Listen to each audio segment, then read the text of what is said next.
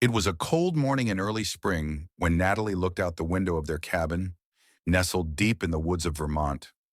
The trees were just beginning to bud, and the quiet serenity of the place seemed to soothe her nerves. Her husband, Ben, had insisted on this exclusive honeymoon getaway to escape the busy life they'd both left behind in New York City. It was their time to finally enjoy the fruits of their love, the beginning of their life as a married couple. Ben and Natalie had met online, an arranged meeting of sorts, but the connection had been immediate. They had spent hours chatting, laughing, and learning about each other before even meeting in person. Their attraction was undeniable. Ben, an aspiring entrepreneur with an affinity for old-school romance, had swept her off her feet, proposing after just 6 months of dating. They had no reason to think their marriage would be anything less than perfect. Ben had always been a little controlling, though, a characteristic he hid behind his charming smile and reassuring words. Natalie had learned to ignore the small signs, the subtle demands he made that seemed harmless at first, but began to feel more like limitations. When they arrived at the cabin, Ben took control of everything, even insisting on making all the decisions for the two of them. It felt like a fairy tale, and Natalie had hoped, even dreamed, that it would last. But now, standing at the window, watching the peaceful landscape outside, she couldn't shake the unease that had settled deep within her. Something wasn't quite right. Ben had been distant during the drive, his usual gregarious nature replaced with an unsettling silence. She brushed it off at first, chalking it up to nerves about being away from home. But as the day wore on, the tension only grew. Ben had insisted on having a special evening planned for their first night, but Natalie couldn't help but notice the edge in his tone when he mentioned it. She tried to relax, to enjoy the beauty of the cabin and the calm of the surrounding forest. But it felt like something was building, something dark and unknown. As the night fell and the two sat at the dinner table, Ben's behavior became even more erratic. His usual warm smile was gone, replaced by a cold, calculating expression. Natalie tried to make small talk, but Ben barely responded. The once loving husband seemed like a stranger. Finally, after a strained silence, he looked at her across the table and asked, "There's something I need to know, Natalie." Her heart skipped a beat. It was the way he said her name, almost as if he was testing her. "What do you mean?" she asked, her voice trembling slightly. Ben stared at her for a moment, his eyes narrowing as if assessing every word she said. Then in a calm, steady voice, he said, "Are you really a woman?" Natalie froze. The question hit her like a ton of bricks. It was as if the world had stopped spinning for a moment, and she was trapped in an endless, suffocating silence. She opened her mouth to speak, but nothing came out. Tears welled in her eyes as the truth hung heavily between them. Ben leaned back in his chair, crossing his arms over his chest. "I know. I figured it out a while ago, and now I want the truth." Natalie's throat tightened, the words feeling impossible to say. She had never shared her secret with him, not in the way she should have. She had hoped he would accept her for who she was, but now as the reality of the situation sank in, she knew it was too late. Ben's face twisted with a mix of anger and betrayal. "You lied to me. You've been hiding this from me. All this time I've been living a lie." Natalie's heart raced, her chest tightening with fear. She had always known there was a risk, but she hadn't expected this. Not from Ben, the man she had married, the man she had trusted. She had thought they were building a life together, a future. Now she felt as if that future was slipping away before her eyes. "I'm still me, Ben," she said, her voice shaking. "Please, you have to understand." But Ben's eyes grew darker, and in that moment, Natalie knew something had snapped inside him. He stood up suddenly, knocking over his chair, and advanced toward her with a fury that took her breath away. "You think you can just lie to me?" he shouted. "You think I'm stupid?" Before she could react, Ben grabbed her by the shoulders, shaking her violently. The room spun, and Natalie's heart pounded in her chest as she tried to break free from his grip. She screamed for him to stop, but the sound was drowned out by his rage. "You're not a woman," he screamed. "You're a freak." And in that moment, everything seemed to collapse. Natalie could feel the weight of his anger, the force of his hands on her. She tried to fight back, but it was no use. Ben was stronger, his rage overpowering her. The last thing she saw before everything went dark was Ben's twisted, contorted face, a face she had once loved but now feared more than anything in the world. The lights of the cabin flickered and the silence returned, broken only by the sound of Ben's heavy breathing. In the morning, when the sun finally rose over the horizon, the world outside seemed unchanged. The trees were still there, the birds still sang, and the mountains stood tall in the distance. But inside that cabin, everything had changed. Natalie was gone. Ben stood in the middle of the room, his face blank, his hands shaking as he looked down at the lifeless body of his wife. He could barely comprehend what he had just done, the horror of his actions taking root deep inside him. He had killed her. He had killed her because she had lied. She had lied about who she was. And now there was no turning back. The consequences of his actions had only just begun, and he knew it. As the first rays of light filtered through the windows, Ben knew that he could never undo what had happened. The honeymoon had ended in tragedy, and the world would soon learn of the dark secret he had uncovered, and the violent, deadly consequences that followed. 3 days later, a park ranger named Owen Miller stood by his Jeep, overlooking the entrance to the secluded forest trail. He took a long sip from his thermos, letting the warm coffee fend off the chill of the early morning air. The area was known for its privacy, a favorite among honeymooners and couples looking for an exclusive escape. But something felt off. A maintenance worker had reported seeing a cabin door left ajar on the property. It wasn't unusual for guests to leave in a hurry, but protocol required a ranger to check for any signs of trespassers or wildlife intrusion. With a sigh, Owen grabbed his flashlight and clipboard, heading toward cabin number 7. As he approached, the first thing he noticed was the silence. Usually the area was alive with sounds, the rustling of leaves, the occasional chatter of birds. But now there was nothing.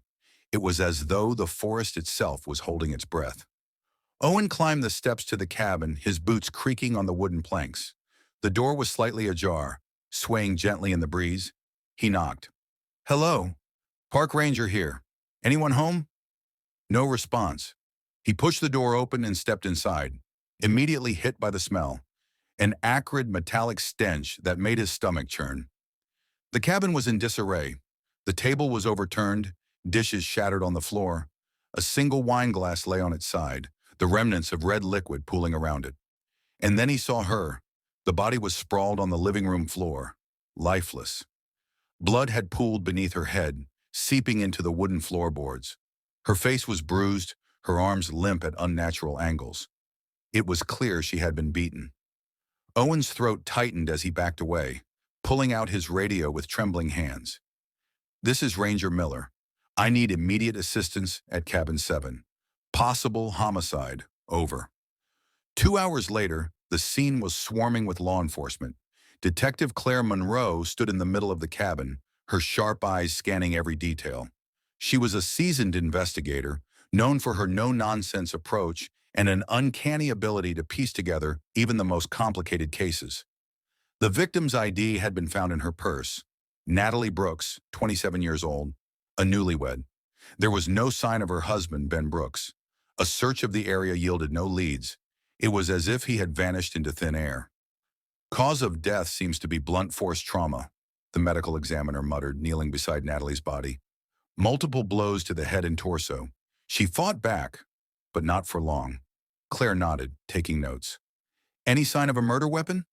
"Not yet, but the wounds suggest something heavy, maybe a candlestick or a piece of furniture." Claire turned to the forensics team. "Sweep the place. I want every inch of this cabin combed for evidence. Check for fingerprints, DNA, anything that might give us a lead on the husband."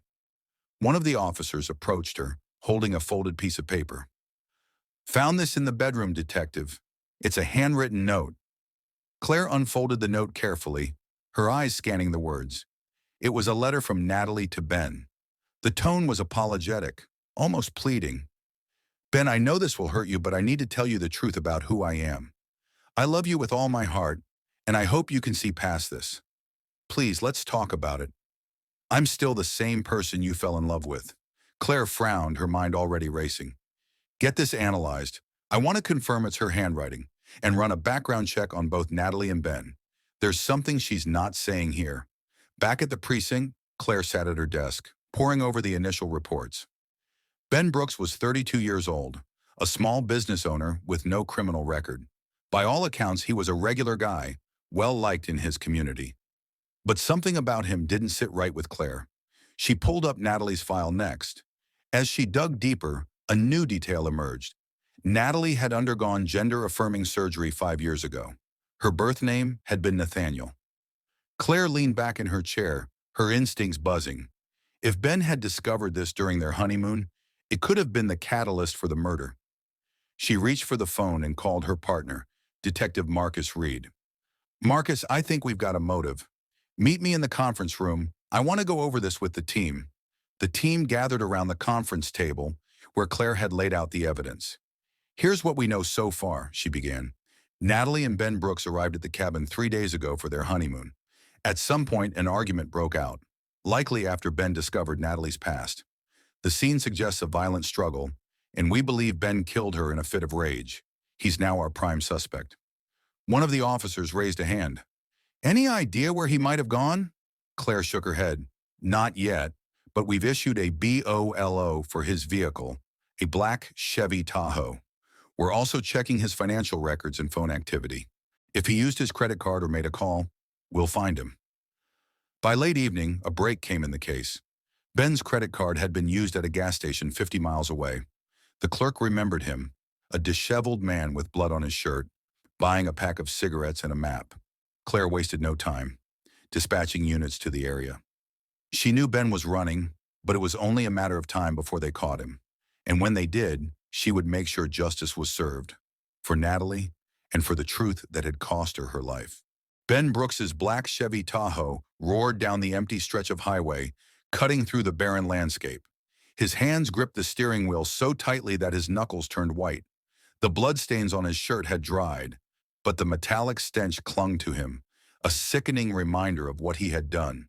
His mind raced, replaying the events of that night over and over.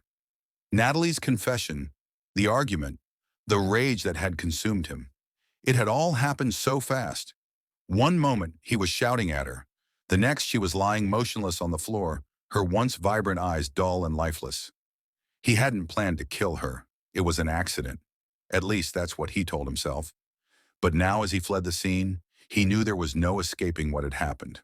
The gas station clerk had been suspicious, Ben could tell. He had tried to act normal, paying for the cigarettes and map without drawing attention to himself. But he'd seen the way the clerk's eyes lingered on his blood-stained shirt. He'd seen the way the man picked up the phone as soon as Ben walked out the door. Ben knew the police would be after him soon. He had to keep moving. He wasn't ready to face what he had done, not yet. At the precinct, Detective Claire Monroe stood before a large map of the region, marking the gas station where Ben had been spotted. "He's heading south," she said, her voice steady, "probably trying to cross state lines. If we're lucky, he hasn't ditched the car yet." Detective Marcus Reed leaned against the table, his arms crossed. "Do we have a timeline? How far ahead is he?" "About 6 hours," Claire replied. "He's got a head start, but we've alerted every law enforcement agency along the route. The Tahoe is a big vehicle. It's only a matter of time before someone spots it." Just then, an officer entered the room with an update. "We've got a hit on the Tahoe. A traffic camera picked it up near the state border, heading toward New Hampshire." Claire grabbed her coat. "Marcus, let's move. If he's trying to cross the border, we need to intercept him before he disappears." The highway patrol had set up roadblocks at key points along the border, hoping to catch Ben before he slipped through. Claire and Marcus drove in silence, the urgency of the situation hanging heavy in the air. Claire's mind raced with questions. Why had Ben snapped so violently? Did he regret what he had done, or was he running out of fear of being caught? And how much of Natalie's story had she been able to tell him before he lost control? "Do you think he's dangerous?" Marcus asked, breaking the silence. Claire nodded. "He killed his wife in a fit of rage. If he feels cornered, there's no telling what he might do. We can't take any chances." An hour later, the call came in. A state trooper had spotted the Tahoe parked at a rest stop just off the highway. Claire and Marcus arrived at the scene moments later, their sirens cutting through the quiet night. The rest stop was deserted, save for a lone trucker refueling his rig. The Tahoe was parked near the edge of the lot, its engine still warm. Claire approached cautiously, her hand resting on the holster of her gun. "Ben Brooks," she called out, her voice firm. "This is Detective Monroe. Step out of the vehicle with your hands up." There was no response. Claire signaled to Marcus, and the two approached the car from opposite sides. The driver's seat was empty, but the doors were unlocked. Inside, they found a crumpled map, cigarette butts, and an empty fast food bag. "He's on foot," Claire said, scanning the dark woods beyond the rest stop. "He can't have gone far." She turned to the officers on scene. "Set up a perimeter and get the K9 unit out here. We're not letting him slip away." Deep in the woods, Ben stumbled through the underbrush, his breathing ragged. He could hear the distant sound of sirens, the faint voices of officers calling out his name. He knew they were closing in on him. His mind screamed at him to keep running, but his body was failing him. Days without proper food or rest had taken their toll, and every step felt like a battle. He tripped over a root, falling hard to the ground. For a moment he lay there, staring up at the canopy of trees. His mind drifted back to Natalie, to the way she had looked at him that night, fearful, vulnerable. He had loved her once. He still did in some twisted, broken way. But that love had been built on a lie, and when the truth came out, it had destroyed them both. The sound of barking snapped him back to reality. The K9 unit was getting closer. Ben pushed himself to his feet, staggering deeper into the woods. He didn't know where he was going, but he knew he couldn't stop. Back at the rest stop, Claire stood by the Tahoe, examining the map Ben had left behind. It was marked with circles and notes, indicating possible routes he might take. "He's desperate," she said, handing the map to Marcus. "But he's also smart. He's trying to stay off the main roads and avoid populated areas. If we can anticipate his next move, we might be able to cut him off." Just then, the radio crackled to life. "K9 unit has a visual on the suspect. He's heading west, about half a mile from your location." Claire and Marcus didn't waste a second. They followed the officers into the woods, their flashlights cutting through the darkness. After what felt like an eternity, they spotted him. Ben was slumped against a tree, his face pale and his clothes torn. He didn't resist as the officers approached, his eyes empty and resigned. "It's over, Ben," Claire said, kneeling beside him. "You have the right to remain silent." Ben didn't say a word as the cuffs were placed around his wrists. He didn't fight, didn't argue. The weight of what he had done had finally caught up to him. As Claire watched him being led away, she felt a mix of relief and sorrow. The case was far from over, but at least now there was a chance for justice, for Natalie, and for the truth she had died trying to reveal. The small, sterile room in the county morgue was silent, except for the occasional scribble of notes. Dr. Evelyn Carter, the county medical examiner, stood over Natalie Brooks's body, her gloved hands steady as she began the autopsy. The young woman's face bore bruises consistent with blunt force trauma, and her wrists showed faint marks, likely defensive wounds. Detective Claire Monroe stood just outside the observation window, her arms crossed tightly against her chest. She had seen her fair share of autopsies in her decade-long career, but there was something uniquely unsettling about this one. Natalie had been a vibrant, intelligent young woman, with her whole life ahead of her. Now her life had been reduced to a case number in a forensic report. Dr. Carter's voice broke through the silence as she dictated her findings into a recorder. The victim sustained multiple fractures to the cranial region, consistent with the shape and weight of the lamp found at the crime scene. Time of death is estimated between 10 p.m. and midnight. She paused, glancing up at the detective through the glass. "You're going to want to hear this," Dr. Carter said, gesturing for Claire to enter. Claire stepped inside, her eyes scanning the room. "What have you found?" Dr. Carter removed her gloves and folded her arms. "Aside from the obvious cause of death, there's a significant detail about the victim that you need to know." Claire raised an eyebrow. "Go on." Dr. Carter hesitated for a moment, then continued. "Natalie Brooks was transgender. I confirmed it during the external examination. There's evidence of gender-affirming surgeries as well as hormone therapy." Claire's stomach sank. She knew this was the missing piece of the puzzle, the detail that had likely ignited Ben's violent outburst. "Does Ben know?" Dr. Carter nodded. "I'd wager he found out recently, probably during their honeymoon." If Natalie disclosed this to him, it might explain the sudden escalation. Claire rubbed her temples, the weight of the case pressing down on her. This changes everything. We're no longer just looking at a crime of passion. We're looking at a potential hate crime. We need to dig deeper into their relationship, figure out when and how he found out. Back at the precinct, Claire sat at her desk, poring over Natalie's phone records, emails, and social media accounts. She was searching for any clue that might shed light on her relationship with Ben. Natalie's phone revealed a series of text messages sent to a close friend, Maggie, just days before the honeymoon. One particular message stood out. "I'm nervous about telling him. He deserves to know the truth, but I'm scared of how he'll react." Claire leaned back in her chair, her mind racing. Natalie had been planning to tell Ben about her gender identity. The honeymoon, with its secluded location and intimate setting, had probably felt like the right time to have the conversation. But instead of understanding and acceptance, she had met violence. "Claire," Marcus said, approaching her desk with a file in hand, "I just spoke with Natalie's best friend, Maggie. She confirmed that Natalie came out to Ben during the trip. Apparently, she'd been wrestling with how to tell him for months. Maggie said Natalie hoped he'd be understanding, but she wasn't sure how he'd take it." Claire nodded, her suspicions confirmed. "And he snapped. The question is, did he kill her in a moment of rage, or was there premeditation involved?" Marcus frowned. Given the timeline, it feels impulsive, but his escape afterwards suggests he knew what he was doing. The interrogation room was dimly lit, casting shadows across Ben's gaunt face. His hands were cuffed to the table, and his disheveled appearance gave him the look of a man teetering on the edge. Claire entered the room, a file tucked under her arm. She took a seat across from Ben, her gaze unwavering. "Ben," she began, her tone calm but firm, "we've got the evidence. We know what happened in that cabin. Now it's time for you to tell us your side of the story." Ben's eyes flicked up to meet hers, a mixture of anger and desperation in his gaze. "You don't know anything," he spat. Claire opened the file, laying out photos of the crime scene, Natalie's injuries, and the bloody lamp. "These say otherwise. We know she told you the truth about her past. We know you didn't take it well." Ben's jaw tightened.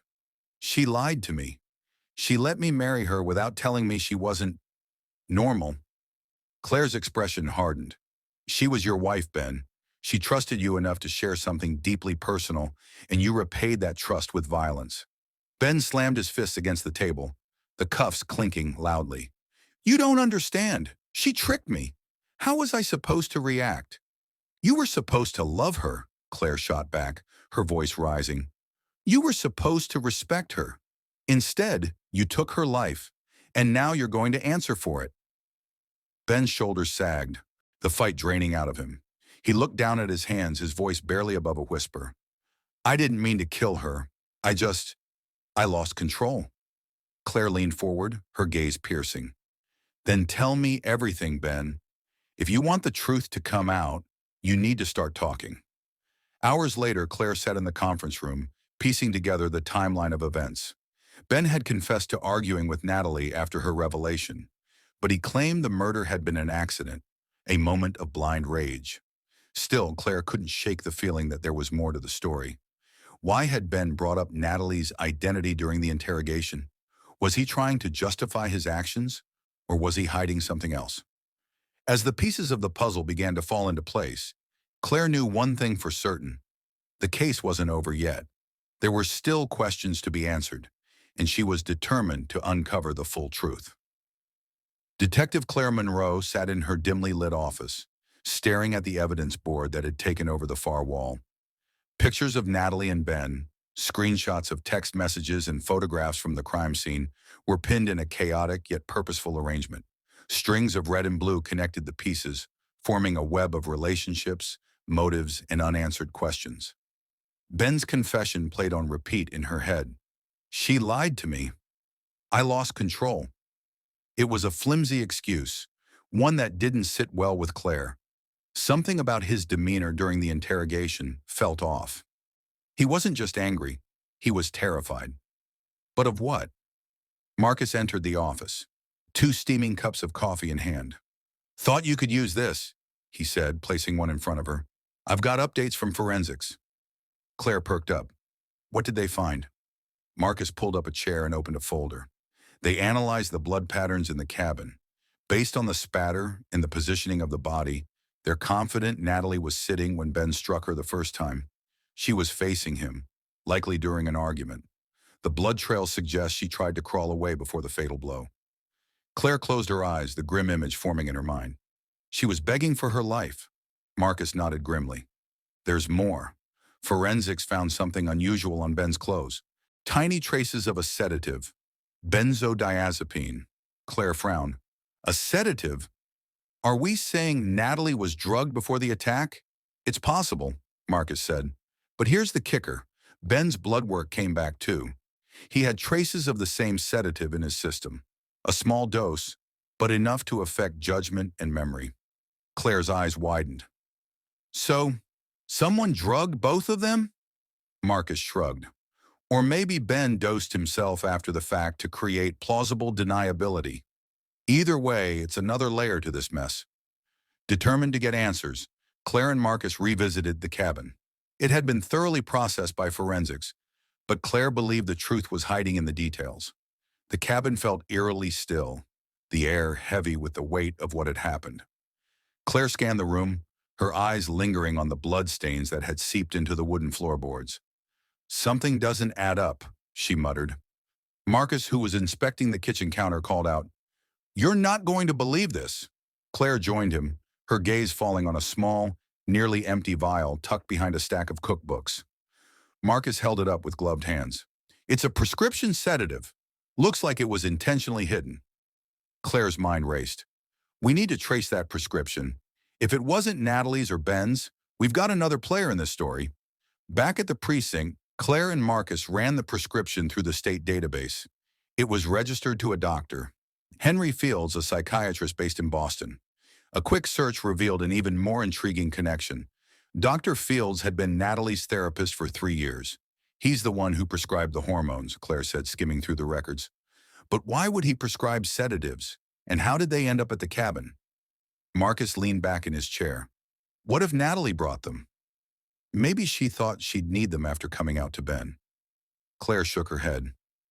If that were the case, why did Ben have the sedative in his system too? No, I think Dr.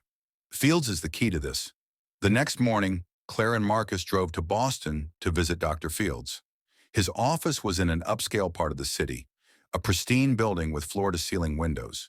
Dr. Fields greeted them in the lobby, his demeanor professional yet guarded. Detectives, how can I help you? We're investigating the death of Natalie Brooks, Claire began, watching his reaction closely. Dr. Fields' face tightened, and he motioned for them to follow him into his office. Once inside, he sat behind a large oak desk, folding his hands. I heard about Natalie. It's a terrible tragedy. Claire wasted no time. We found a vial of sedatives at the scene. The prescription was traced back to you. Dr. Fields' eyes flickered, a brief hesitation that didn't escape Claire's notice. Yes, I prescribed Natalie benzodiazepines a few months ago. She was experiencing severe anxiety about her relationship and the wedding, but I never intended for her to misuse them. Marcus leaned forward.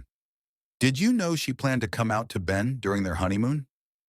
Dr. Fields nodded slowly. She confided in me about her fears. I encouraged her to be honest, but I warned her to choose the right moment. Claire narrowed her eyes. Did she ever mention feeling unsafe around Ben? Dr. Fields hesitated, then sighed. Not exactly, but she did express concerns about how he might react. She said he had a temper. On the drive back to the precinct, Claire replayed the conversation in her mind. Dr. Fields had been forthcoming, but something about his demeanor felt off. Do you think he's hiding something? Marcus asked, reading her expression. I don't know, Claire admitted, but I can't shake the feeling that there's more to this story. We need to dig into his background, see if he had any other connections to Natalie, or Ben. That night, Claire stayed late at the precinct, combing through Dr. Fields' records. What she found sent a chill down her spine. Dr. Fields had treated another patient 5 years ago, a young transgender woman who had also died under suspicious circumstances. The cause of death had been ruled a suicide, but the parallels to Natalie's case were striking. Claire's pulse quickened. This isn't a coincidence, she whispered. The case had taken a dark turn, and Claire knew she was on the verge of uncovering something far bigger than she had imagined. Detective Claire Monroe felt the weight of mounting evidence pressing down on her as she pored over the file of the former patient who had died under Dr. Field's care. The young woman, Megan Wallace, had been a bright and ambitious transgender artist in her early 20s. Her death, ruled a suicide by overdose, suddenly felt suspicious in light of Natalie's case. Claire had requested the coroner's report on Megan. While the official conclusion was self-harm, the report contained inconsistencies, most notably a significant amount of the same sedative found at Natalie's crime scene. It raised more questions than answers. "Marcus," Claire called out as her partner walked into the office, balancing 2 boxes of takeout. "I need you to pull every file on Dr. Fields' patients who've passed away in the last decade. Look for anything even remotely unusual." Marcus set the food down and raised an eyebrow. "You're thinking Fields is connected to more than just Natalie?" Claire nodded. "2 deaths with eerily similar circumstances? That's not a coincidence. Either he's covering something up, or he's directly involved." The next day, Claire and Marcus sat down with Megan's family. Her mother, Linda Wallace, answered the door with red-rimmed eyes that hadn't dimmed since her daughter's passing. "She was my whole world," Linda said, leading them into a modest living room filled with Megan's paintings. Vibrant, abstract works lined the walls, a testament to her creative spirit. "We're reopening Megan's case," Claire began gently. "There may be a connection to a recent death we're investigating." Linda's eyes widened, hope mingling with grief. "I always knew something wasn't right. Megan was happy, despite the challenges she faced. She wouldn't have ended her life." Claire leaned forward. "Did Megan ever mention Dr. Fields? Was she close to him?" Linda nodded slowly. "She trusted him. He helped her through her transition. But a few weeks before she died, she seemed uneasy. She wouldn't say what was wrong, but I could tell she was scared of something." "Did she leave behind any journals or notes?" Marcus asked. Linda hesitated, then retrieved a small leather-bound journal from a drawer. "This was hers. I couldn't bring myself to read it, but maybe it will help." Back at the precinct, Claire and Marcus combed through Megan's journal.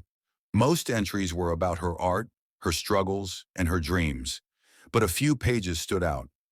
"Dr. Fields has been pushing me to confront my fears, but something about his approach feels wrong. He keeps asking questions about my family, my finances, my relationships. It's like he's probing for weaknesses. I found out another one of his patients died last year. Similar circumstances to my own struggles. Is it a coincidence, or is he hiding something?" Claire's stomach turned. Megan had been suspicious of Dr. Fields, but she hadn't lived long enough to act on it. The next step was clear. Claire and Marcus needed to confront Dr. Fields. They obtained a warrant to search his office, hoping to uncover any evidence that tied him to Megan and Natalie's deaths. The search was meticulous. Filing cabinets were emptied, computer hard drives copied, and every drawer examined. In a locked drawer in Dr. Fields' desk, they found what they were looking for: a folder marked Special Patients. Inside were detailed records on Megan, Natalie, and 2 other transgender women who had also died under mysterious circumstances. Each file contained notes about their mental health, personal lives, and financial situations. Disturbingly, there were handwritten annotations suggesting manipulation, encouraging isolation from loved ones, exaggerating their fears, and prescribing sedatives unnecessarily. "This guy's a predator," Marcus muttered, his face pale. Claire nodded grimly. "He's not just a therapist. He's targeting vulnerable people, exploiting them when they're at their lowest." With the evidence in hand, Claire and Marcus brought Dr. Fields in for questioning. He arrived with a high-powered attorney, his calm demeanor betraying no sign of guilt. "You've crossed a line, detectives," the lawyer said, glaring at Claire. "My client has dedicated his life to helping marginalized communities. These accusations are baseless." Claire ignored him, focusing on Dr. Fields. "We know about Megan, Natalie, and the others. You've been preying on vulnerable women, manipulating them, and covering your tracks." "Why?" Dr. Fields' expression didn't waver. "I've done nothing wrong. Any issues my patients faced were their own struggles. I was there to help them, not harm them. Claire leaned forward, her voice cold. We found your notes. You were exploiting their fears, isolating them, and prescribing medications they didn't need. Were you trying to push them over the edge? Or were you just enjoying the power? Dr. Field's lawyer stood. This interview is over. But as they left the room, Claire caught a flicker of something in Dr. Field's eyes. Fear. The breakthrough came when forensic analysts recovered deleted emails from Dr. Fields' computer. One exchange, dated weeks before Natalie's honeymoon, was particularly damning. The email addressed to Ben read, "She hasn't told you yet, has she? You deserve to know the truth. She's been lying to you since the beginning. I can help you confront her." Attached to the email was Natalie's confidential therapy file. Claire stared at the screen, her hands clenched into fists. He incited Ben. He planted the seed of violence. That night, Claire visited Ben in his holding cell. He looked hollow, his once arrogant demeanor shattered. "Why didn't you tell us about Dr. Field?" she asked, her tone sharp. Ben hesitated, then broke down. "He reached out to me before the wedding, said he had something important to tell me about Natalie. When I met him, he showed me her file. He said she was hiding who she really was, that she didn't trust me enough to be honest." "And the sedatives?" Claire pressed. "He gave them to me," Ben admitted, his voice trembling. "Said they'd help me stay calm when I confronted her. But when she told me the truth, I lost it." Claire's blood boiled. Dr. Fields hadn't just manipulated Natalie. He'd turned Ben into a weapon. As Claire prepared her report, she knew the case against Dr. Fields would be difficult to prosecute. But she also knew one thing for certain: justice for Natalie, Megan, and the others wouldn't come from the courts alone. The courtroom buzzed with hushed conversations as the trial of Dr. Jonathan Fields began. The prosecution painted a chilling picture of a manipulative predator who preyed on the vulnerable, weaponizing their struggles for his gain. Families of Natalie, Megan, and the other victims filled the gallery, their faces etched with grief and determination. Detective Claire Monroe sat among them, a silent observer. Her meticulous investigation had brought them to this point, but she knew the battle for justice was far from over. The prosecution's first move was to call Detective Claire to the stand. She recounted her findings, her voice steady despite the weight of the lives lost. She described the chain of evidence that led her team to Dr. Fields, the therapy notes, the manipulative emails, and the connection to Ben's crime. When the prosecutor displayed the email Dr. Fields had sent to Ben, the courtroom fell silent. "He planted doubt, fear, and anger in Ben's mind," Claire explained. "He didn't just violate his oath as a therapist. He played an active role in orchestrating Natalie's death." The defense attorney rose to cross-examine. "Detective Monroe, isn't it true that my client was merely fulfilling his professional duty by informing Ben of Natalie's situation? How can you prove he intended harm?" Claire met his gaze unflinching. "Therapists have a responsibility to do no harm." Dr. Fields didn't inform Ben out of concern. He exploited a private, vulnerable truth for his own twisted agenda, and we have the evidence to prove it. The most damning testimony came from Ben himself. Sitting in handcuffs, his face gaunt and his voice cracking, he confessed to the courtroom how Dr. Fields had manipulated him. "He told me Natalie didn't love me, that she couldn't trust me with the truth," Ben said. "He handed me her file, her private thoughts, and said I deserved better. He even gave me the pills, said they'd help me cope when I confronted her." Tears streamed down his face as he described the night on the honeymoon. "I didn't go there to hurt her. I went there to ask her why she lied. But when she told me, I couldn't control myself. I don't even remember hitting her. All I know is she didn't deserve any of it. I let him poison my mind." The courtroom listened in stunned silence. Ben's testimony, though horrifying, was a critical blow to the defense. The final piece of evidence was Megan's journal. The prosecution read aloud the entries that exposed Dr. Fields' pattern of manipulation. One after another, they detailed how he exploited Megan's insecurities, encouraged her isolation, and prescribed sedatives she didn't need. Linda Wallace, Megan's mother, sobbed as she listened.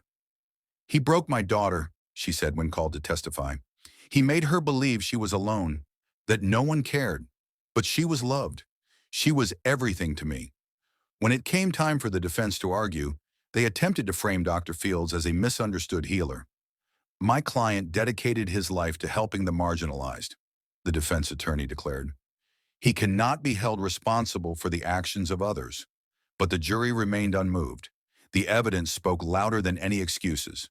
After days of deliberation, the jury returned with their verdict. Dr. Jonathan Fields was found guilty of involuntary manslaughter in Natalie's death, as well as criminal negligence and malpractice in the deaths of Megan and the other victims. He was sentenced to 25 years in prison, a decision that brought some solace to the victims' families. For Ben, the sentence was bittersweet. He received a 10-year prison sentence for manslaughter with eligibility for parole after 5 years. He tearfully apologized to Natalie's family, who chose to forgive him publicly, though their pain was immeasurable. Months later, Claire visited Natalie's grave. She placed a single white lily on the headstone, her heart heavy but resolute. "Natalie," she whispered, "I hope this brings you peace. You deserved so much more." As she walked away, Claire knew her fight wasn't over. There were always more cases, more victims who needed justice. But Natalie's story and the lessons it carried would stay with her forever.